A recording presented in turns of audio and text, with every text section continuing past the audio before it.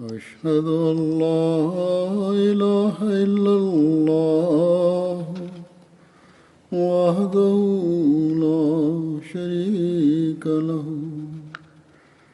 وأشهد أن محمدا عبده ورسوله أما بعد فأعوذ بالله من الشيطان الرجيم بسم الله الرحمن الرحيم الحمد لله رب العالمين الرحمن الرحيم مالك يوم الدين إياك نعبد وإياك نستعين اهدنا الصراط المستقيم صراط الذين أنعمت عليهم غير المغضوب عليهم ولا الضالين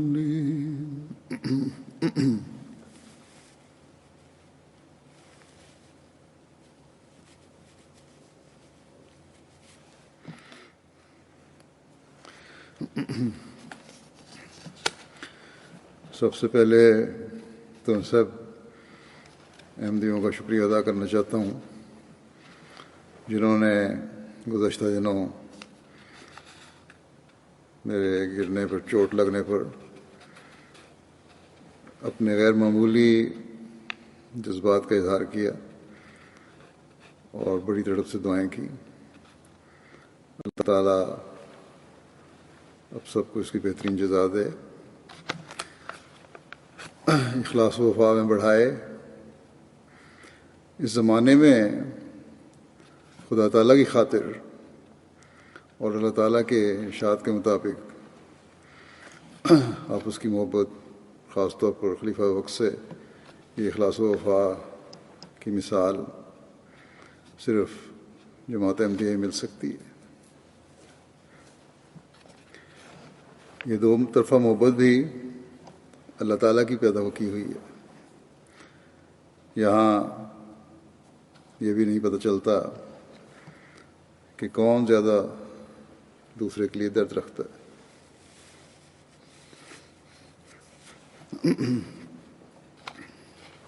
بعض دفعہ تو یہ لگتا ہے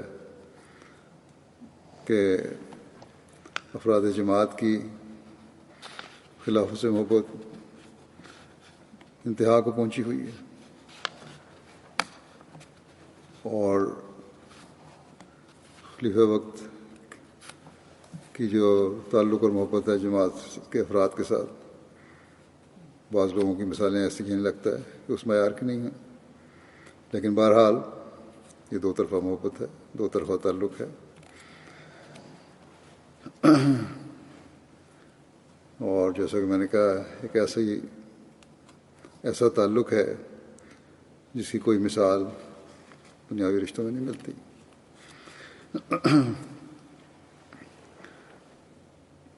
حضرت خلیفۃ المسیح ثالث رحمہ اللہ تعالیٰ کا فکرہ مجھے بہت اچھا لگتا ہے کہ خلیفہ وقت اور جماعت ایک ہی وجود کے دو نام ہیں۔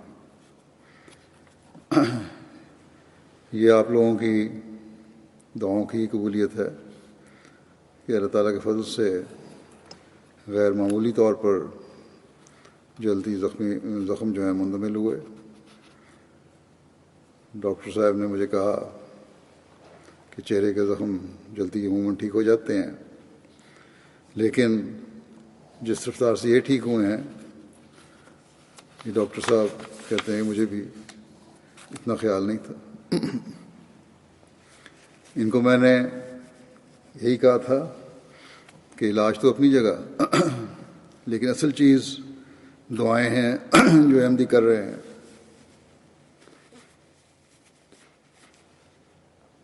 مجھے بھی یہ خیال تھا کہ کئی زخم ہیں اور یہ اس کے کھرونڈ اترتے ہوئے بھی کم از کم 2 ہفتے تو لگیں گے، پھر شاید زخم کے کچھ نشان بھی رہ جائیں، لیکن اللہ تعالیٰ کے فضل سے 7-8 دن میں ہی سب صاف ہو گیا۔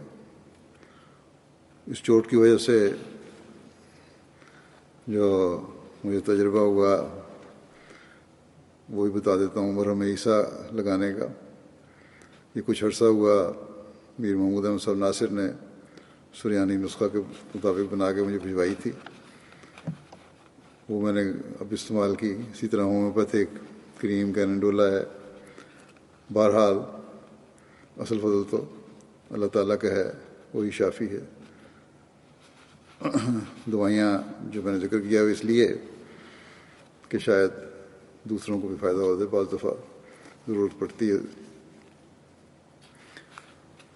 بہرحال اب یہ دعا کریں کہ چوٹ کے جو باقی اثرات ہیں اللہ تعالیٰ انہیں بھی جلد بہتر فرمائے، دور فرمائے، جو بد اثرات ہیں۔ اللہ تعالیٰ کا فضل ہی اصل طاقت ہے جو دعاؤں سے ملتا ہے۔ مجھے یاد ہے کہ کچھ عرصہ ہوا میرے کندھے اور بازوؤں میں شدید درد تھی، ہاتھ اٹھانا مشکل تھا، دوسرے ہاتھ کی مدد لینی پڑتی تھی۔ یہاں اسپیشلسٹ ڈاکٹر کو دکھایا تو اس نے یہ کہا کہ درد 6 ہفتے سے 3-4 مہینے تک رہ سکتی ہے۔ بہرحال چند دن کے بعد پھر اس نے معائنہ کیا، دیکھا تو اس وقت اللہ تعالیٰ کے فضل سے 90% درد ختم ہو چکی تھی۔ اس نے بڑی حیرت کا اظہار کیا۔ اسے میں نے یہی کہا تھا کہ جب لاکھوں لوگ دعا کر رہے ہوں تو اسی طرح اللہ تعالیٰ فضل فرما دیتا ہے۔ انگریز تھا، کہنے لگا میں عیسائی بھی ہوں اور ہمارا خاندان مذہبی بھی ہے، دعاؤں پر مجھے بھی یقین ہے، اور کہنے لگا کہ وہ یقیناً یہ دعا سے ہی ہوا ہے۔ بس اللہ تعالیٰ کا فضل ہی ہے جو ہمیں ہر وقت مانگنا چاہیے اور اس کے آگے جھکنا چاہیے۔ آج کل ہم جس حالت سے گزر رہے ہیں اس میں خاص طور پر خدا تعالیٰ کے آگے جھکنے کی ضرورت ہے۔ UK سے بھی رپورٹیں آ رہی ہیں اور باقی ممالک سے بھی یہ رپورٹس آ رہی ہیں کہ ان حالات میں اللہ تعالیٰ کی طرف جھکنے کی احباب جماعت کو بہت توجہ پیدا ہوئی ہے۔ لاک ڈاؤن کی وجہ سے گھروں میں خاص طور پر گھر والے مل کر نماز با جماعت کا اہتمام کرتے ہیں، درس و تدریس بھی ہوتا ہے، کسی نہ کسی کتاب، حدیث اور قرآن کا درس بھی ہوتا ہے، جس سے بڑوں کا علم بھی بڑھ رہا ہے اور بچوں کو بھی دینی علم سے آگاہی ہو رہی ہے۔ اللہ تعالیٰ پر ایمان میں اضافہ ہو رہا ہے۔ اللہ تعالیٰ کا فضل ہوا کہ اس عرصے میں رمضان بھی آ گیا اور لوگوں کی عبادت کی طرف توجہ جو پیدا ہو رہی تھی اس میں پہلے سے بڑھ کر اضافہ ہوا۔ اب یہ رمضان تو ختم ہو رہا ہے اور اس طرح کچھ حد تک لاک ڈاؤن پر بھی حکومت پابندیاں نرم کرنے کا ارادہ کر رہی ہے۔ مختلف حکومتیں بعض کر بھی چکی ہیں، بعض جگہ نرمی پیدا ہو گئی ہے۔ ایک بات تو میں یہ کہنا چاہوں گا کہ پابندیوں پر نرمی کے ساتھ جو حکومت نے شرائط لگائی ہیں اس پر ہر احمدی کو کاربند ہونے کی کوشش کرنی چاہیے، لیکن سب سے بڑی بات اور اہم چیز جو ہر احمدی کو اپنے سامنے رکھنی چاہیے یہ ہے کہ کاروباروں کی اجازت اور باہر نکلنے کی نرمی اور پھر رمضان کے مہینے کا گزر جانا کسی احمدی کو اللہ تعالیٰ کی عبادت اور جو نیکیاں انہوں نے اپنائی تھیں انہیں ختم کرنے والا یا ان میں کمی کرنے والا نہ بنائے، بلکہ ان نیکیوں کو اور باجماعت نمازوں کو جب تک مسجد میں جانے پر پابندی ہے گھروں میں جاری رکھنا، اور جب مسجد جانے کی اجازت مل جائے گی تو مسجد کو آباد رکھنا اپنے پر پہلے سے بڑھ کر فرض کریں۔ عورتیں گھروں میں نمازوں کا خاص اہتمام کریں تاکہ بچے بھی اپنے سامنے نمونے دیکھنے والے ہوں، ان کا بھی خدا تعالیٰ پر ایمان اور یقین بڑھے۔ گھروں میں درس و تدریس کا چند منٹ کے لیے سلسلہ جاری رہے تاکہ دینی علم بھی بڑھے اور علم و معرفت بھی بڑھے۔ اسی طرح MTA کے پروگراموں کو دیکھنے کی طرف بھی توجہ رکھیں، پہلے بھی میں کہہ چکا ہوں اس بارے میں۔ بس نہ لاک ڈاؤن کے بعد اور نہ ہی رمضان کے بعد ان نیکیوں کو ہم میں سے کسی کو بھولنا چاہیے، بلکہ جاری رکھنے چاہیے۔ کہ کبھی کسی احمدی کو جو حضرت مسیح علیہ السلام کی بیعت میں آ کر اپنے اندر پاک تبدیلیاں پیدا کرنے کا عہد کرتا ہے، اپنے عہد بیعت کو بھولنا نہیں چاہیے۔ مومن کا یہ کام نہیں کہ کبھی ان لوگوں میں شامل ہو جن کے بارے میں اللہ تعالیٰ فرماتا ہے کہ مشکل میں گرفتار ہوں تو اللہ تعالیٰ کی طرف جھکتے ہیں، اس کی پناہ میں آنے کی کوشش کرتے ہیں، اسے مدد مانگتے ہیں، اسے پکارتے ہیں، اور جب تکلیف دور ہو جائے تو خدا تعالیٰ کو بھول جاتے ہیں۔ آج کل لوگ اس تلاش میں ہیں کہ یہ کرونا وائرس کی بیماری طبعی حادثہ ہے یا عذاب الہی ہے۔ اس قسم کی آفات اور وبائیں جو آتی ہیں، اس میں ایک مومن کا کام ہے کہ پہلے سے بڑھ کر خدا تعالیٰ کی طرف جھکے، صرف اسی تلاش میں نہ رہے کہ یہ کیا چیز ہے۔ اور یہ زمانہ جو حضرت مسیح موعود علیہ السلام کا زمانہ ہے، اس میں اللہ تعالیٰ کے حضرت مسیح موعود علیہ السلام کے ساتھ بے شمار وعدے ہیں جو پورے ہوئے اور ہو رہے ہیں اور آئندہ بھی ہوں گے۔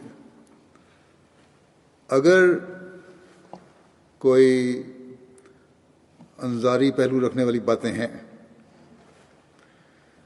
تو سب سے پہلے ایک مومن کا کام ہے کہ لرزاں و ترساں ہو، خوفزدہ ہو، اور اپنے ایمان و ایقان کو مضبوط کرے، اپنے اچھے انجام کے لیے دعا کرے۔ اصل چیز یہی ہے کہ انجام بخیر ہو۔ میں نے یہ کئی دفعہ بتایا ہے، کئی مرتبہ بتایا ہے کہ یہ آفات اور طوفان اور بلائیں جو اس زمانے میں آ رہی ہیں، ان کا حضرت مسیح موعود علیہ الصلوۃ والسلام کے زمانے سے خاص تعلق ہے۔ بس ہمیں اپنے ایمان و ایقان اور انجام بخیر کے لیے بھی بہت دعائیں کرنی چاہیے، اور دنیا کے بچانے کے لیے بھی دعائیں کرنی چاہیے۔ حضرت مسیح موعود علیہ الصلوۃ والسلام اس وقت بھی جب اللہ تعالیٰ نے آپ کو طاعون کو نشان کے طور پر ظاہر ہونے کی واضح خبر دی تھی، بے چین ہو کر دنیا کے لیے دعا کیا کرتے تھے۔ بند دروازوں کے پیچھے سے آپ کی دعاؤں کے حالت کو سننے والے بیان کرتے ہیں کہ اس طرح شدت گریہ کی آوازیں آ رہی ہوتی تھیں جیسے کہ آگ پر رکھی ہنڈیا میں پانی کے ابلنے کی آوازیں آتی ہیں. انسانیت کو اللہ تعالیٰ بچا لے. بس انسانیت کے لیے آپ کا رحم اور شفقت اللہ تعالیٰ کے آپ کو نشان کا بتانے کے باوجود غالب تھا، اور ان کے اس بیماری کی تباہی سے بچنے کے لیے، اس وبا کی تباہی سے بچنے کے لیے آپ دعا کر رہے ہوتے تھے. بس بڑے درد سے دعا کر رہے ہوتے تھے. بس ہم نے بھی آپ کے اس نمونے کو دیکھنا ہے. بعض لوگ حضرت مسیح راوے رحمۃ اللہ تعالیٰ کے ایک مضمون حوادث طبی یا عذاب الہی کو لے کر آج کل جو وائرس کی وبا پھیلی ہوئی ہے اس سے ملانے کی کوشش کرتے ہیں اور اپنے تبصرے بھی کرتے ہیں. واضح ہو کہ جیسا کہ میں کہہ چکا ہوں کہ حضرت مسیح علیہ الصلوۃ والسلام کے زمانے کے بعد آفات اور بلاؤں کی تعداد بڑھی ہے، اور اس بارے میں حضرت مسیح علیہ السلام نے واضح فرمایا ہوا ہے کہ آئیں گے اور تباہیاں آئیں گی.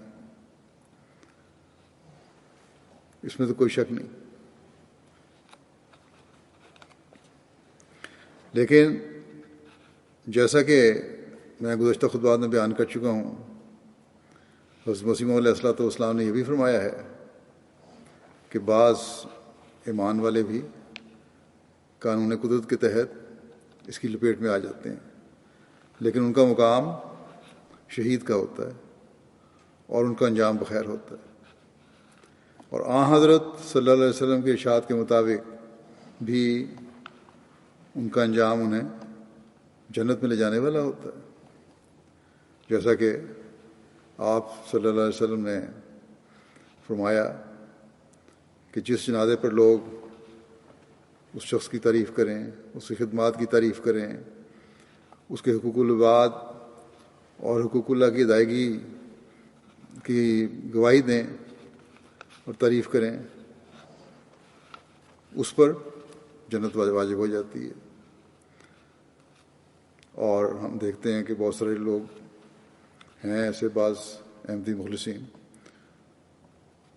جن کے بارے میں یہی ہر ایک کے تاثرات تھے. لیکن ان وباؤں کو کے اثرات کو دیکھنے والی جو اصل چیز ہے وہ یہ ہے کہ اس سے عمومی طور پر دنیا داروں کے پر کیا اثر ہو رہا ہے. دنیا داروں کے تو ہوش و حواس گم ہو رہے ہیں اور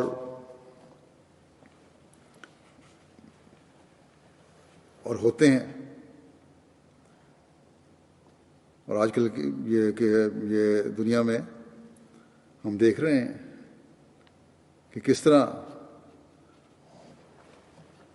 ان کی حالت ہو چکی ہے، نہ صرف لوگوں کی بلکہ بڑی بڑی حکومتوں کی، بڑے بڑے پہاڑوں کی، جو اپنے آپ کو پہاڑوں کی طرح مضبوط سمجھتی ہیں حکومتیں. بڑی بڑی مضبوط حکومتوں کی معیشتیں اور نظام درہم برہم ہو گئے ہیں، اور اس کے اثر سے اپنے عوام کی توجہ پھیرنے کے لیے جو وہ کوشش کر رہے ہیں وہ اور بھی زیادہ خطرناک ہے. وہ ان کو جنگ اور معیشت کی مزید تباہی میں دھکیل دے گی.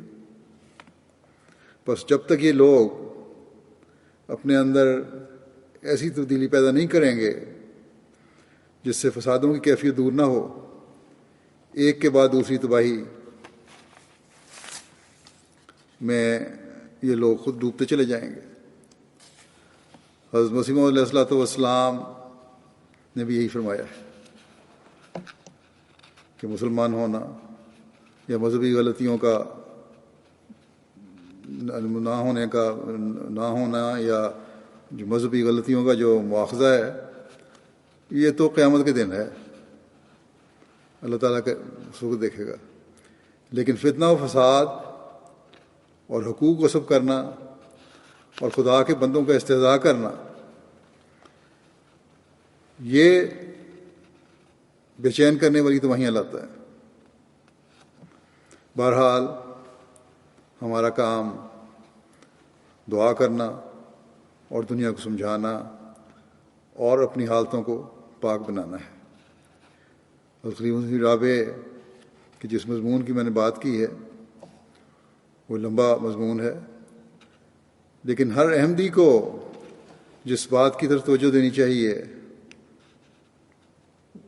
اس مضمون کے پڑھنے سے، وہ صرف یہ نہیں کہ پہلی قوموں کے ساتھ کیا ہوا یا اب کیا ہوگا اور کیا ہو رہا ہے اور کیا تباہی ہے اور کیا نہیں.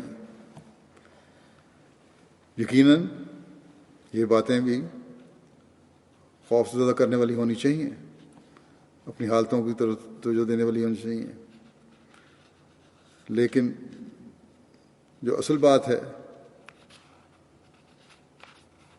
جو الفاظ قابل غور ہیں، وہ یہ ہے جو کہ آپ نے لکھا ہوا ہے کہ جماعت احمدیہ کے لیے اس میں تنبیہ اور بشارت بھی ہے.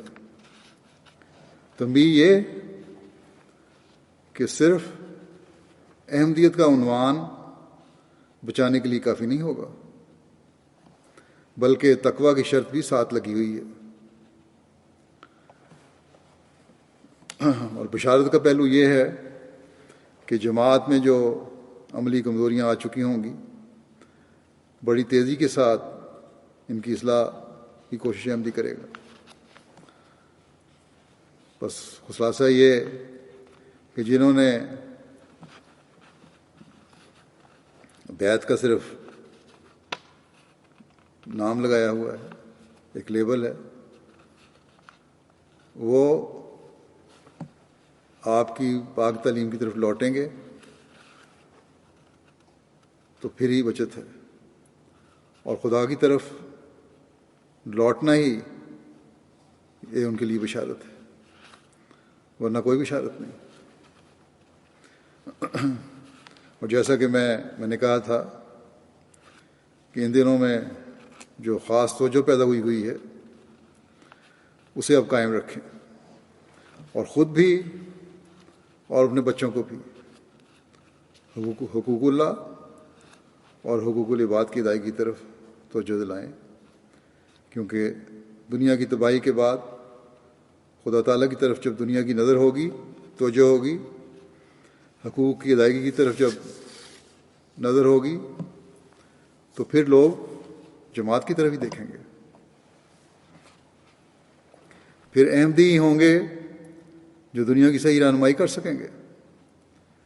لیکن اس سے پہلے ہمیں درد کے ساتھ یہ دعا کرنی چاہیے کہ وہ نوبت ہی نہ آئے جب دنیا اس حد تک آگے چلی جائے کہ وہاں سے روشنی اور امن کی طرف آنے کے راستے ہی بند ہو جائیں. اس سے پہلے ہی لوگوں کی نظر اس طرف پھر جائے. بس ہمیں دعاؤں کے ساتھ اپنے نمونے بھی دکھانے کی ضرورت ہے، دنیا کو بتانے کی ضرورت ہے کہ ایک دوسرے کے حق ادا کر کے ہی تم اللہ تعالیٰ کے رحم کو حاصل کر سکتے ہو. اور خدا تعالیٰ جو واحد خدا ہے، اس کا رحم حاصل کیے بغیر نہ دنیا میں امن قائم کرنے کے لیے ہماری کوشش کامیاب ہو سکتی ہے، اور نہ مرنے کے بعد انجام بخیر ہو سکتا ہے. اللہ تعالیٰ کے فضل سے ان دنوں میں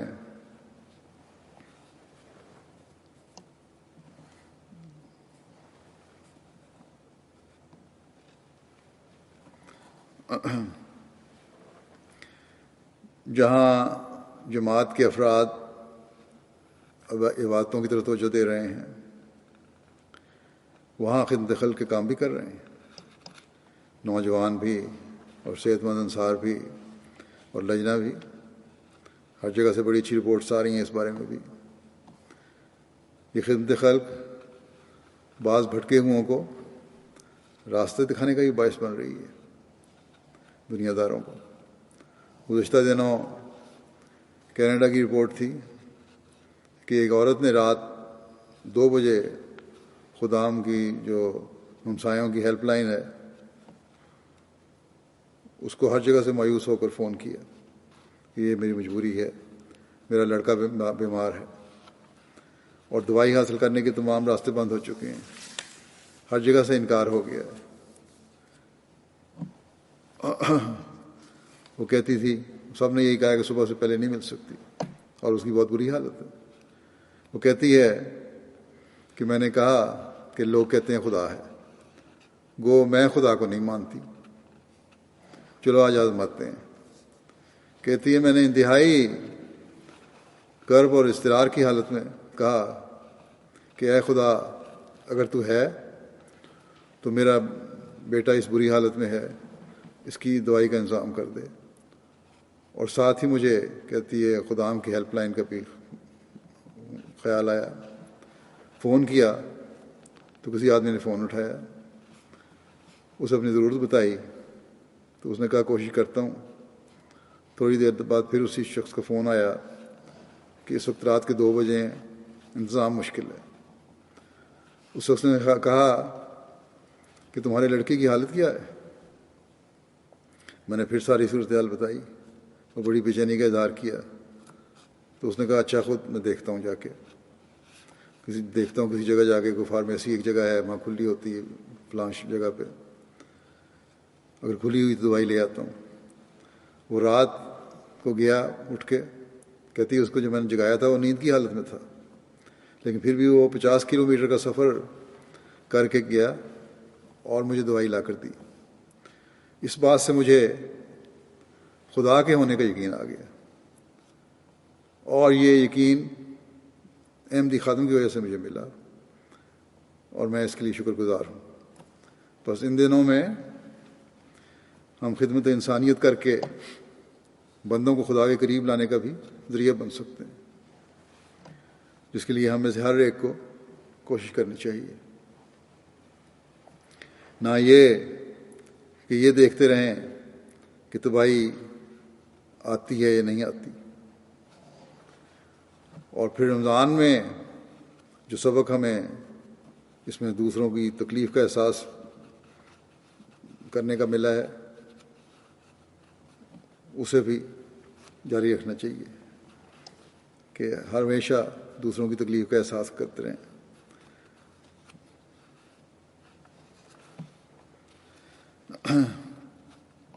کیونکہ یہی رمضان کے مقاصد میں سے ایک یہ بھی ہے کہ احساس دلایا جائے کہ دوسروں کی تکلیف کا احساس کرو۔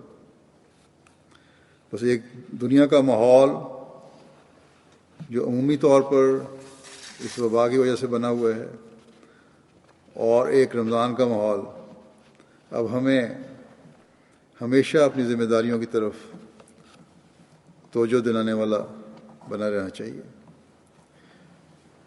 رمضان تو کل یا پرسوں چلا جائے گا، ختم ہو جائے گا، لیکن اس کی نیکیاں ہمیں ہمیشہ اپنے اندر رکھنی چاہیے۔ وہ پاک تبدیلیاں جو ہم نے کی ہیں وہ ہمیشہ اپنے اندر رکھنی چاہیے۔ اور جب پھر لاک ڈاؤن میں نرمی آئے تو ہمیں اپنی ذاتی بھی اور انسانیت کے لیے بھی ذمہ داریوں کو نہیں بھولنا چاہیے، ہمیشہ یاد رکھنا چاہیے۔ جہاں خود اللہ تعالیٰ کا حق اور بندوں کا حق ادا کرنے کی توجہ دیں، وہاں دوسروں کو بھی اس طرح توجہ دلاتے رہیں، اور اپنے پاک نمونوں سے دنیا کو خدا تعالیٰ اور اس کے مخلوق کے حقوق ادا کرنے والا بنانے کی کوشش کریں۔ ہم نے اس زمانے میں حضرت مسیح علیہ السلام کو ماننا ہے۔ آپ کی کوئی مجلس ایسی نہیں ہوتی تھی جہاں آپ اللہ تعالیٰ اور اس کے رسول صلی اللہ علیہ وسلم کی تعلیم کی روشنی میں ہمارے مقام و معیار کی طرف توجہ دلانے کی کوشش نہ فرماتے ہیں۔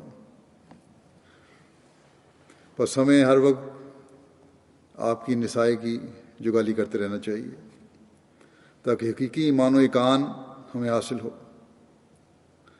دوسروں کی کمزوریوں کی طرف نظر رکھنے کے بجائے ہم اپنی حالتوں کا جائزہ لیتے رہیں۔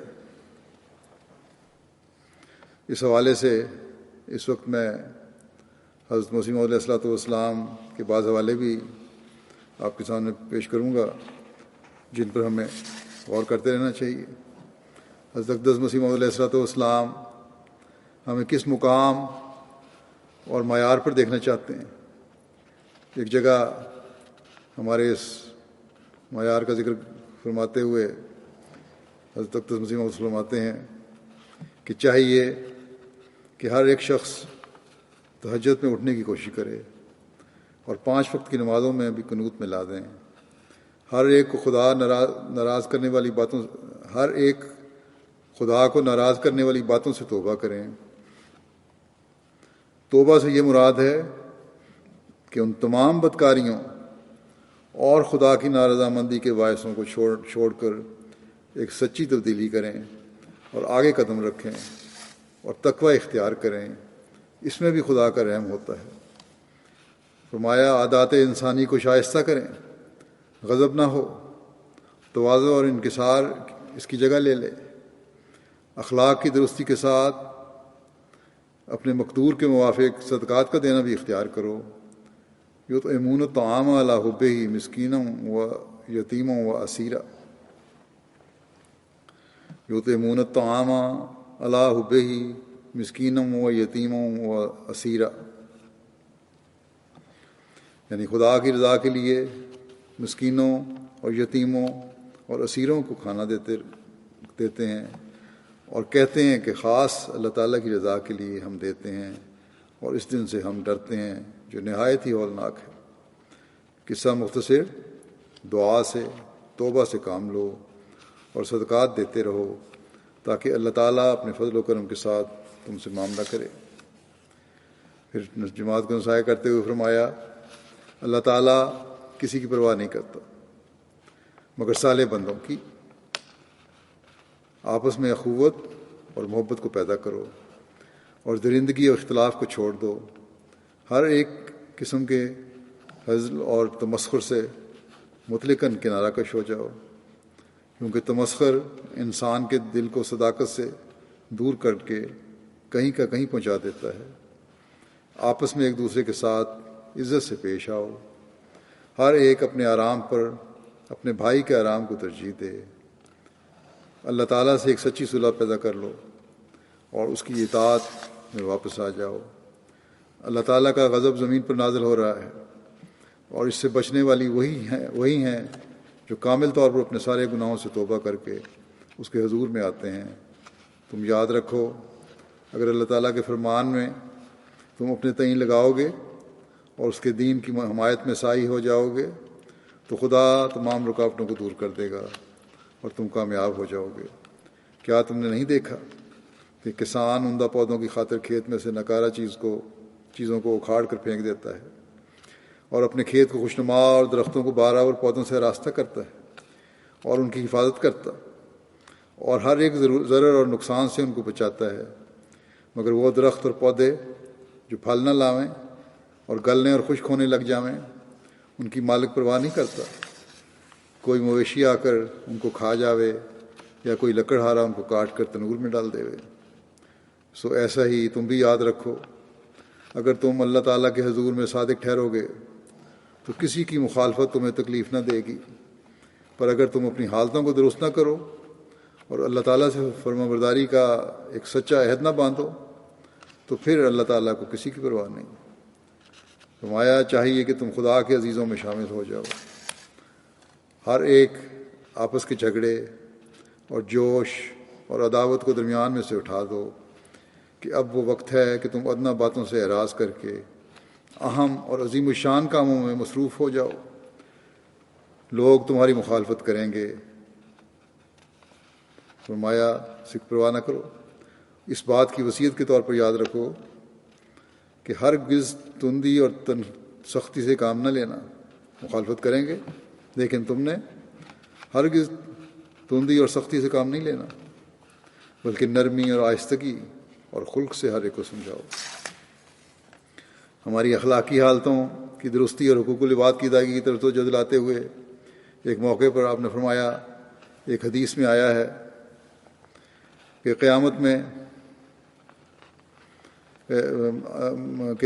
میں اللہ تعالیٰ بعض بندوں سے فرمائے گا کہ تم بڑے برگزیدہ ہو اور میں تم سے بہت خوش ہوں، کیونکہ میں بہت بھوکا تھا، تم نے مجھے کھانا کھلایا، میں ننگا تھا، تم نے کپڑا دیا، میں پیاسا تھا، تم نے مجھے پانی پلایا، میں بیمار تھا، تم نے میری عیادت کی۔ وہ کہیں گے یا اللہ تو ان باتوں سے پاک ہے، تو کب ایسا تھا جو ہم نے تیرے ساتھ ایسا کیا؟ تب وہ فرمائے گا کہ میرے فلاں فلاں بندے ایسے تھے، تم نے ان کی خبر گیری کی، وہ ایسا معاملہ تھا گویا تم نے میرے ساتھ ہی کیا۔ پھر ایک اور گروہ پیش ہوگا، ان سے کہے گا تم نے میرے ساتھ برا معاملہ کیا، میں بھوکا تھا، تم نے مجھے کھانا نہ دیا، پیاسا تھا، پانی نہ دیا، ننگا تھا، مجھے کپڑا نہ دیا، میں بیمار تھا، میری عیادت نہ کی۔ تب وہ کہیں گے کہ یا اللہ تو ایسی باتوں سے پاک ہے، تو کب ایسا تھا جو ہم نے تیرے ساتھ ایسا کیا؟ اس پر وہ فرمائے گا کہ میرا فلاں فلاں بندہ اس حالت میں تھا اور تم نے اس کے ساتھ کوئی ہمدردی اور سلوک نہ کیا، وہ گویا میرے ہی ساتھ کرنا تھا۔ فرمایا کہ غرض نوع انسان پر شفقت، یہاں کوئی شرط نہیں ہے کہ مسلمان ہے، ہندو ہے، عیسائی ہے، یہ کون ہے۔ فرمایا غرض نوع انسان پر شفقت اور اس سے ہمدردی کرنا بہت بڑی عبادت ہے، اور اللہ تعالیٰ کی رضا حاصل کرنے کے لیے ایک زبردست ذریعہ ہے، مگر میں دیکھتا ہوں کہ اس پہلو میں بڑی کمزوری ظاہر کی جاتی ہے، دوسروں کو حقیر سمجھا جاتا ہے، ان پر ٹھٹھے کیے جاتے ہیں۔ ان کی خبر گیری کرنا اور کسی مصیبت اور مشکل میں مدد دینا تو بڑی بات ہے، جو لوگ اور وبا کے ساتھ اچھے سلوک سے پیش نہیں آتے بلکہ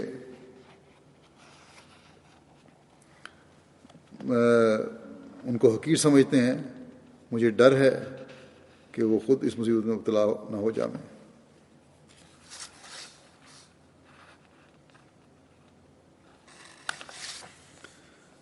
اللہ تعالیٰ نے جن پر فضل کیا ہے ان کی شکر گزاری یہی ہے کہ اس کی مخلوق کے ساتھ احسان اور سلوک کریں اور اس خداداد فضل پر تکبر نہ کریں اور وحشیوں کی طرح غربا کو کچل نہ ڈالیں۔ پھر اس کی مزید وضاحت فرماتے ہوئے آپ فرماتے ہیں کہ اصل بات یہ ہے کہ سب سے مشکل اور نازک مرحلہ حقوق العباد ہی کا ہے، کیونکہ ہر وقت اس کا معاملہ پڑتا ہے اور ہر آن یہ ابتلا سامنے رہتا ہے۔ بس اس مرحلے پر بہت ہی ہوشیاری سے قدم اٹھانا چاہیے۔ میرا تو یہ مذہب ہے کہ دشمن کے ساتھ بھی حد سے زیادہ سختی نہ ہو۔ بعض لوگ چاہتے ہیں کہ جہاں تک ہو سکے اس کی تخریب اور بربادی کے لیے صحیح کی جائے، پھر وہ اس فکر میں پڑھ کر جائز اور ناجائز امور کی پرواہ نہیں کرتے، اس کو بدنام کرنے کے واسطے جھوٹی تہمت اس پر لگاتے ہیں، افتراء کرتے اور اس کی غیبت کرتے اور دوسروں کو اس کے خلاف اکساتے ہیں۔ اب بتاؤ کہ معمولی دشمنی سے کس قدر برائیوں اور بدیوں کا وارث بنا، اور پھر یہ بدیاں جب اپنے بچے دیں گی تو کہاں تک نوبت پہنچے گی۔ میں سچ کہتا ہوں، اور یہی ہم دیکھ رہے ہیں آج کل دنیا کا حال ہو رہا ہے، انفرادی طور پر بھی اور اجتماعی طور پر بھی اور قومی اور حکومتی طور پر بھی۔ فرمایا کہ میں سچ کہتا ہوں، تم کسی کو اپنی ذاتی دشمن نہ سمجھو اور اس کی کینہ توزی کی عادت کو بالکل ترک کر دو، اور اس کینہ توزی کی عادت کو بالکل ترک کر دو۔ اگر خدا تعالیٰ تمہارے ساتھ ہے اور تم خدا تعالیٰ کے ہو جاؤ تو وہ دشمنوں کو بھی تمہارے خادموں میں داخل کر سکتا ہے، لیکن اگر تم خدا ہی سے قطع تعلق کیے بیٹھے ہو اور اس کے ساتھ ہی کوئی رشتہ اور دوستی کوئی اس کے ساتھ ہی کوئی رشتہ دوستی کا باقی نہیں، اس کے خلاف مرضی تمہارا چال چلن ہے، پھر خدا سے بڑھ کر تمہارا دشمن کون ہوگا؟ مخلوق کی دشمنی سے انسان بچ سکتا ہے، لیکن جب خدا دشمن ہو تو پھر اگر ساری مخلوق دوست ہو تو کچھ نہیں ہو سکتا۔ اس لیے تمہارا طریق انبیاء علیہ السلام کا سا طریق ہو۔ خدا تعالیٰ کا منشا یہی ہے کہ ذاتی اعداء کوئی نہ ہو۔ خوب یاد رکھو کہ انسان کو شرف اور سعادت تب ملتی ہے جب وہ ذاتی طور پر کسی کا دشمن نہ ہو۔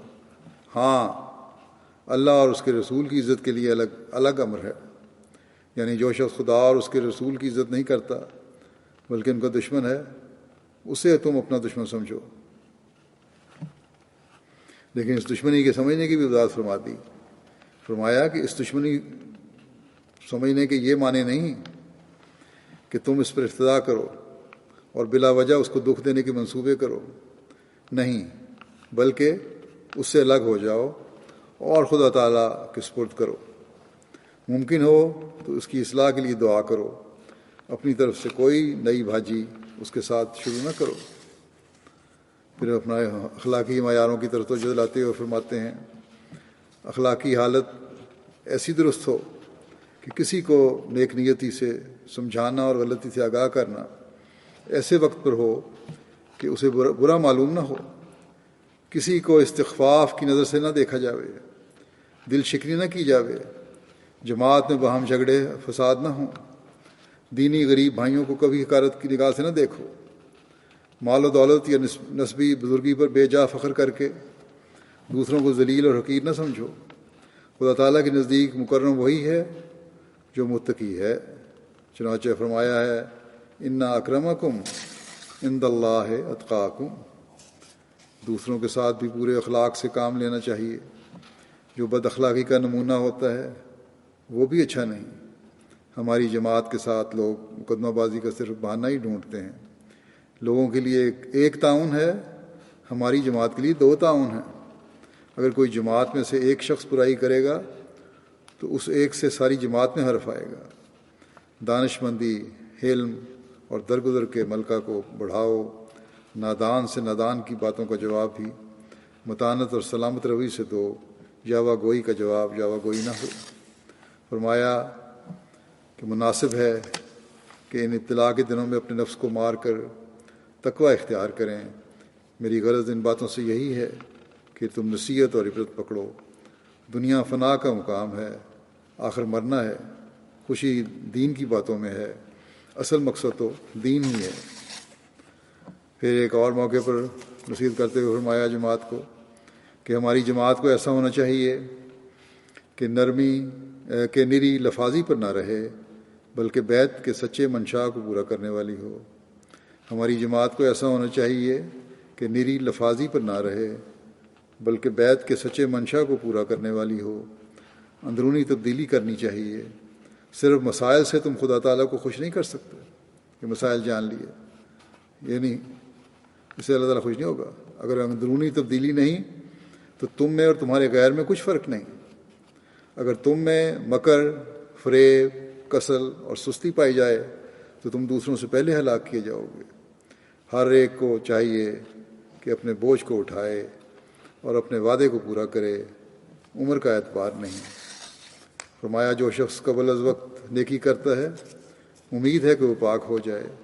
اپنے نفس کی تبدیلی کے واسطے سعی کرو، نماز میں دعائیں مانگو، صدقات خیرات سے اور دوسرے ہر طرح کے ہیلے سے والذین جاہدوا فینا میں شامل ہو جاؤ۔ جس طرح بیمار طبیب کے پاس جاتا، دوائی کھاتا، مسل لیتا، خون نکلواتا، ٹکور کرواتا اور شفا حاصل کرنے کے واسطے ہر طرح کی تدبیر کرتا ہے، اسی طرح اپنی روحانی بیماریوں کو دور کرنے کے واسطے ہر طرح کوشش کرو۔ صرف زبان سے نہیں بلکہ مجاہدے کہ جس قدر طریق خدا تعالیٰ نے فرمائے ہیں وہ سب بجا لاؤ۔ صدقہ خیرات کرو، جنگلوں میں جا کر دعائیں کرو۔ فرمایا کہ اللہ تعالیٰ ہیلے کرنے والے کو پسند کرتا ہے، اور جب انسان تمام ہیلوں کو بجا لاتا ہے تو کوئی نہ کوئی نشانہ بھی ہو جاتا ہے، یعنی نشان بھی ہوتا ہے۔ پس ان دنوں میں خاص طور پر جب کہ پاکستان اور بعض ممالک میں احمدیوں کے خلاف ایک ابال اٹھا ہوا ہے، ہمیں اللہ تعالیٰ کے فضل اور رحم کو جذب کرنے کے لیے ہر قسم کا ہیلہ کرنے کی کوشش کرنی چاہیے۔ دشمن جب اپنی دشمنی میں انتہا کو پہنچا ہوا ہے تو ہمیں بھی خدا تعالیٰ کے فضل اور رحم کو جذب کرنے کے لیے پہلے سے زیادہ کوشش کرنی چاہیے۔ اسی طرح اس زمانے میں حضرت صلی اللہ علیہ وسلم کے مقام و مرتبہ اور آپ کے اسوہ کی حقیقت ہم پر حضرت مسیح علیہ السلام نے واضح فرمائی کہ یہ چیزیں جو ساری ہیں، جو اعلیٰ اخلاق، حقوق اللہ اور حقوق العباد کی ادائیگی، یہ آپ کے اسوہ پہ چل کے ہی ہو سکتی ہیں۔ اور ہمیں بار بار یہی فرمایا ہے کہ حضرت صلی اللہ علیہ وسلم کی راہ کو نہ چھوڑو۔ اس بارے میں نصیحت کرتے ہوئے ایک موقع پر آپ نے فرمایا کہ میں یہ بھی تمہیں بتا دینا چاہتا ہوں کہ بہت سے لوگ ہیں جو اپنے تراشے ہوئے وظائف اور اوراد کے ذریعے سے ان کمالات کو حاصل کرنا چاہتے ہیں یا خدا تعالیٰ کے ساتھ سچا تعلق پیدا کرنا چاہتے ہیں، لیکن میں تمہیں کہتا ہوں اپنے بنائے ہوئے جو ہیں ورد جو ہیں ان کے ذریعے سے اللہ تعالیٰ تعلق پیدا کرنا چاہتے ہیں، لیکن فرمایا کہ میں تمہیں بتاتا ہوں، میں تمہیں کہتا ہوں کہ جو طریق حضرت صلی اللہ علیہ وسلم نے اختیار نہیں کیا وہ محض فضول ہے۔ حضرت صلی اللہ علیہ وسلم سے بڑھ کر منعم علیہم کی راہ کا سچا تجربہ کار اور کون ہو سکتا ہے، جن پر نبوت کے بھی سارے کمالات ختم ہو گئے۔ آپ صلی اللہ علیہ وسلم نے جو راہ اختیار کی وہ بہت ہی صحیح اور اقرب ہے۔ اس راہ کو چھوڑ کر دوسری راہ ایجاد کرنا، خواہ وہ بظاہر کتنی ہی خوش کن معلوم ہوتی ہو، میری رائے میں ہلاکت ہے، اور خدا تعالیٰ نے مجھ پر ایسا ہی ظاہر کیا ہے۔ ہمیں حضرت صلی اللہ علیہ وسلم سے علیحدہ کرنے والوں کی یہی حالت نظر آتی ہے کہ پیروں فقیروں اور نام نہاد علماء کی غلط تشریحوں سے اسلام کی تعلیم کو کچھ سے کچھ بگاڑ دیا ہے، اور پھر بھی اپنے آپ کو حقیقی مسلمان کہتے ہیں اور ہمیں دائرہ اسلام سے خارج کرتے ہیں۔ پھر اس مقام محمدی کو مزید کھول کر بیان کرتے ہوئے حضرت مسیح علیہ السلام فرماتے ہیں کہ حضرت صلی اللہ علیہ وسلم کی سچی اتباع سے خدا ملتا ہے، اور آپ صلی اللہ علیہ وسلم کی اتباع کو چھوڑ کر خواہ کوئی ساری عمر ٹکریں مارتا رہے، گوہر مقصود اس کو حاصل نہیں آ سکتا۔ چنانچہ سعدی بھی حضرت صلی اللہ علیہ وسلم کی اتباع کی ضرورت بدیع الفاظ بتاتا ہے۔ فارسی کا شعر ہے، بزہد و ورا کوش و صدق و صفا ولیکن میں فضائے بالمصطفیٰ، کہ زہد و تقوی اور صدق و صفا کے لیے ضرور کوشش کرو، مگر مصطفیٰ صلی اللہ علیہ وسلم کے بتائے ہوئے طریق سے تجاوز نہ کرو۔ حضرت صلی اللہ علیہ وسلم کی راہ کو ہرگز نہ چھوڑو۔ میں دیکھتا ہوں کہ قسم قسم کے وظیفے لوگوں نے ایجاد کر لیے ہیں، الٹے سیدھے لٹکتے ہیں اور جوگیوں کی طرح راہبانہ طریق اختیار کیے جاتے ہیں، لیکن یہ سب بے فائدہ ہے۔ انبیاء کو یہ سنت نہیں کہ وہ الٹے سیدھے لٹکتے رہیں یا نفی اثبات کے ذکر کریں اور اللہ کے ذکر کریں۔ حضرت صلی اللہ علیہ وسلم کو اس لیے اسوہ حسنہ فرمایا، حضرت صلی اللہ علیہ وسلم کو اس لیے اسوہ حسنہ فرمایا، لکم فی رسول اللہ اسوۃ حسنہ، یعنی تمہارے لیے رسول اللہ صلی اللہ علیہ وسلم میں اسوہ حسنہ ہے۔ حضرت فرمایا، حضرت صلی اللہ علیہ وسلم کے نقش قدم پر چلو اور ایک ذرہ بھر بھی ادھر یا ادھر ہونے کی کوشش نہ کرو۔ پھر فرماتے ہیں، غرض منعم علیہم لوگوں میں جو کمالات ہیں اور صراط الذین انعمت علیہم میں جس کی طرف اللہ تعالیٰ نے اشارہ فرمایا ہے، ان کو حاصل کرنا ہر انسان کا مقصد ہے، اور ہماری جماعت کو خصوصیت سے اس طرح متوجہ ہونا چاہیے، کیونکہ اللہ تعالیٰ نے اس سلسلے کے قائم کرنے سے یہی چاہا ہے کہ وہ ایسی جماعت تیار کرے جیسی حضرت صلی اللہ علیہ وسلم نے تیار کی تھی، تاکہ اس آخری زمانے میں یہ جماعت قرآن شریف اور آن حضرت صلی اللہ علیہ وسلم کی سچائی اور عظمت پر بطور گواہ ٹھہرے۔ بس ہم حضرت مسیح علیہ الصلوۃ والسلام کی بیعت میں آ کر آن حضرت صلی اللہ علیہ وسلم کے حقیقی متبعین میں شامل ہیں، اور اسی میں ہماری بقا ہے کہ آپ کے غلام صادق کی بیعت میں آ کر آن حضرت صلی اللہ علیہ وسلم کے حقیقی متبعین میں شامل ہوں اور آپ کے اسوہ کو اپنی تمام صلاحیتوں کے ساتھ اپنانے کی کوشش کریں، اور آن حضرت صلی اللہ علیہ وسلم کے اسوہ اور آپ کے حکموں پر عمل کر کے منم علیہ گروہ میں شامل ہوں، اور اس گروہ کے بد اثرات سے ہمیشہ بچے رہیں جو اللہ تعالیٰ کا غضب سہرنے والا اور گمراہ ہے، اپنی نمازوں میں خاص ذوق و شوق پیدا کرنے والے ہوں، اللہ تعالیٰ اور اس کے رسول کے حکموں پر چلتے ہوئے ہمیشہ اپنی زندگیاں گزارنے والے ہوں، اسیران راہ مولا کے لیے بھی دعائیں کریں، اور بعض جن پر ظالمانہ طور پر بڑی سخت دفعات لگائی گئی ہیں اسیران میں سے، ان کے لیے خاص طور پر دعا کریں۔ گزشتہ دنوں ایک احمدی خاتون رمضان بی بی صاحبہ کو توہین رسالت کی دفعہ لگا کر جیل میں ڈال دیا گیا۔ اس خاندان نے غالباً 2002 میں بیعت کی تھی۔ ان کے خاوند نے مجھے لکھا کہ ہم قربانی سے نہیں ڈرتے اور نہ جیل میں جانے کا غم ہے۔ میری بیوی کو اور مجھے جو غم ہے تو اس بات کا ہے کہ جس رسول صلی اللہ علیہ وسلم کی عزت و ناموس کی خاطر ہم مر مٹنے والے ہیں، اس کی توہین کا ہم پر الزام لگایا گیا ہے۔ یہ درد ہے ہمیں۔ بس ان کو بھی اور ان اسیران کو بھی جن کو اس الزام میں سزائے موت سنائی گئی ہے، ان کو ہمیشہ دعاؤں میں یاد رکھیں۔ اللہ تعالیٰ ان سب کی معجزانہ رہائی کے سامان پیدا فرمائے اور اپنا رحم فرمائے، عدلیہ اور حکومت کو توفیق دے کہ وہ انصاف پر قائم ہوں۔ خدا اور رسول صلی اللہ علیہ وسلم کا نام تو لیتے ہیں، خدا اور اس رسول صلی اللہ علیہ وسلم کا حقیقی خوف اور محبت بھی ان میں پیدا ہو، آپ صلی اللہ علیہ وسلم کے اسوہ پر عمل کرنے والے بھی ہوں، اور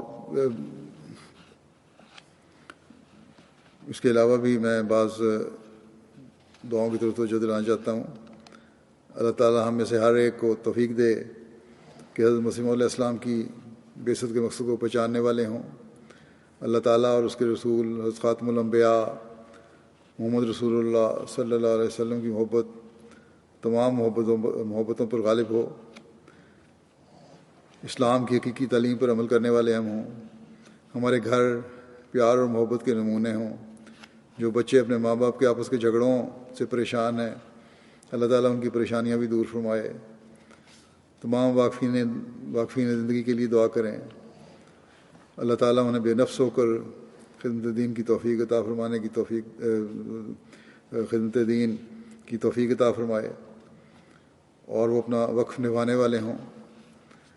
واقفین نوکری کی دعا کریں، اللہ تعالیٰ انہیں اپنے ماں باپ کے عہد کو پورا کرنے کی توفیق عطا فرمائے۔ شہدائے احمدیت اور ان کے خاندانوں کے لیے دعا کریں، مشکلات میں گھرے ہوئے تمام احمدیوں کے لیے دعا کریں، ایک دوسرے کے لیے دعائیں کریں، اپنے لیے بھی اللہ تعالیٰ کے جو دعائیں ہیں ایک دوسرے کے لیے، اپنے لیے بھی اللہ تعالیٰ کے فضل کو حاصل کرنے والا بناتی ہیں۔ یہ پھر دوسروں کے لیے دعائیں کرنا، بچیوں کے لیے بچتوں کے لیے دعائیں کریں، خاص طور پہ ان بچیوں کے لیے جن کی بچتوں میں بلا وجہ کی تاخیر ہو رہی ہے۔ ان حالات میں اور اس کے بعد جو دنیا کے معاشی حالات ہونے ہیں، اس کے بد اثرات سے ہر احمدی کو محفوظ رہنے کے لیے دعا کریں۔ ان حالات کی وجہ سے جماعت کے کاموں اور منصوبوں میں بھی کوئی روک پیدا نہ ہو، اور اللہ تعالیٰ اپنے فضل سے جماعت کی ترقی کے سامان مہیا فرماتا رہے۔ ان حالات میں مالی قربانی کرنے والوں کے لیے بھی بہت دعا کریں، اللہ تعالیٰ ان کے اموال و نفوس میں بے انتہا برکت دے۔ ایم ٹی اے کے کارکنان کے لیے بھی دعائیں کریں، والنٹیئرز اور ہیں ان میں سے، اور کارکنان بھی ہیں، بڑی محنت سے اپنی خدمات سر انجام دے رہے ہیں اور اسلام کا پیغام دنیا میں پھیلا رہے ہیں۔ عالم اسلام کے لیے دعا کریں، ان کے آپس کے جھگڑے بھی ختم ہوں اور امن کے ساتھ رہنا سیکھیں وہ لوگ، اور اسلام مخالف طاقتوں کے شر سے ان کو اللہ تعالیٰ محفوظ رکھے۔ اور یہ اسی وقت ہو سکتا ہے جب ان کے آپس کے اختلافات ختم ہوں۔ بعض اور دعائیں بھی محسوس پڑھوں گا، وہ بھی آپ میرے ساتھ دہراتے رہیں۔ اللہم انا نجعلک فی نحورہم ونعوذ بک من شرورہم، ہم تجھے ان کے سینوں میں رکھتے ہیں، یعنی تیرا رعب ان کے سینوں میں بھر جائے، اور ہم ان کے شر سے تیری پناہ چاہتے ہیں۔ لا الہ الا اللہ العظیم الحلیم، لا الہ الا اللہ رب العرش العظیم، لا الہ الا اللہ رب السماوات و رب الارض و رب العرش الکریم۔ اللہ کے سوا کوئی معبود نہیں، وہ عظمتوں والا اور بڑا ہی بردبار ہے۔ اللہ کے سوا کوئی معبود نہیں، وہی عرش کا رب ہے۔ اللہ کے سوا کوئی معبود نہیں، جو کہ آسمان و زمین اور عرش کریم کا رب ہے۔ یا مقلب القلوب ثبت قلبی علی دینے کا، اے دلوں کے پھیرنے والے، میرے دل کو اپنے دین پر ثابت قدم رکھ۔ اللہم انی اسألک الہدی والتقی والعفاف والغنی، اے اللہ میں تجھ سے ہدایت، تقوی، عفت اور غنا مانگتا ہوں۔ اللہم انی اعوذ بک من زوال نعمتک وتحول عافیتک وفجأۃ نقمتک وجمیع سخطک، اے اللہ میں تیری نعمت کے زائل ہو جانے، تیری عافیت کے ہٹ جانے، تیری اچانک سزا اور ان سب باتوں سے پناہ مانگتا ہوں جن سے تو ناراض ہو۔ ربنا ظلمنا انفسنا وان لم تغفر لنا وترحمنا لنکونن من الخاسرین، اے ہمارے رب، ربنا ظلمنا انفسنا وان لم تغفر لنا وترحمنا لنکونن من الخاسرین، اے ہمارے رب، ہم نے اپنی جانوں پر ظلم کیا، اور اگر تو ہمیں نہ بخشے اور ہم پر رحم نہ کرے تو ہم ضرور گھاٹا پانے والوں میں ہوں گے۔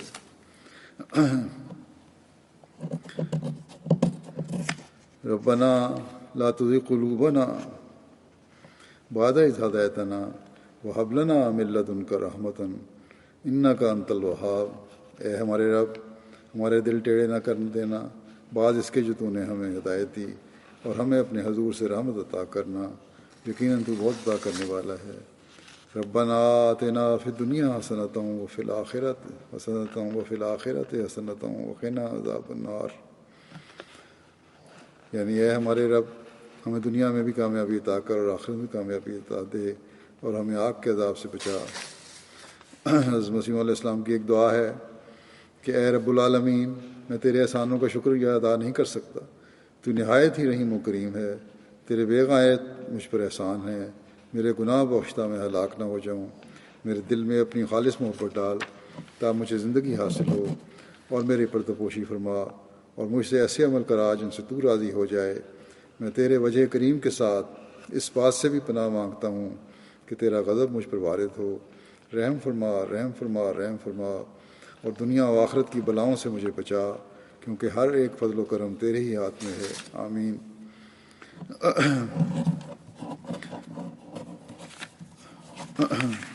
اللہم صلی علی محمد وعلی آل محمد کما صلیت علی ابراہیم وعلی آل ابراہیم انک حمید مجید۔ اللہم بارک علی محمد وعلی آل محمد کما بارکت علی ابراہیم وعلی آل ابراہیم انک حمید مجید۔ اللہ تعالیٰ اس رمضان کا یہ آخری جمعہ ہے، اللہ تعالیٰ اس میں رمضان میں جو نیک کام ہم سے ہوئے یا جو تبدیلیاں ہم نے پیدا کی ان کو جاری رکھنے کی ہمیں توفیق عطا فرمائے، اور یہ دعائیں بھی ہمارے حق میں قبول فرمائے۔ عید کے بارے میں بھی اعلان کر دوں کہ بہت سارے لوگوں نے مجھے لکھا کہ یہاں کی جو ویب سائٹ ہے اس کے مطابق تو آپ 24 کو عید کر رہے ہیں، 24 کو عید نہیں بنتی، اتوار کو نظر نہیں آ سکتا چاند۔ پھر میں نے دوبارہ لکھا، وہ 2 دفعہ 3 دفعہ میٹنگ دوبارہ کروائی، یہاں جو ہمارے ماہرین ہیں ان کی بھی، پھر اس میں کچھ اور بھی شامل کیے۔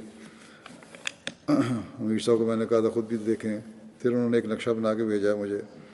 اس میں جو ویب سائٹ بڑے شہر ہیں ان پہ یقیناً 23 تاریخ کو چاند نظر نہیں آ سکتا، لیکن جو انہوں نے نقشہ بنا کے بھیجا ہے ان کے مطابق اس میں بعض علاقے ہیں فالمت اور پینزنس اور ہیل، یہ علاقے ہیں جہاں آنکھ سے 23 تاریخ کو چاند نظر آ سکتا ہے، اور اگر کسی ملک کے ایک علاقے میں چاند نظر آ سکتا ہو تو باقی جگہ بھی عید کی جا سکتی ہے۔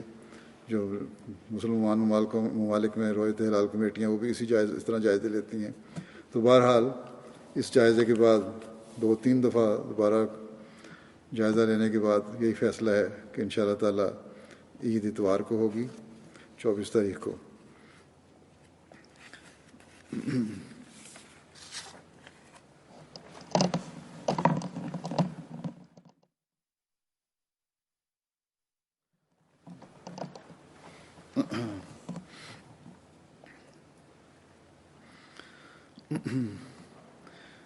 الحمد لله نحمده ونستعينه ونستغفره ونؤمن به ونتوكل عليه ونعوذ بالله من شرور أنفسنا ومن سيئات أعمالنا من يهده الله فلا مضل له ومن يضلل فلا هادي له ونشهد أن لا إله إلا الله ونشهد أن محمدا عبده ورسوله عباد الله رحمكم الله إن الله يأمر بالعدل والإحسان وإيتاء ذي القربى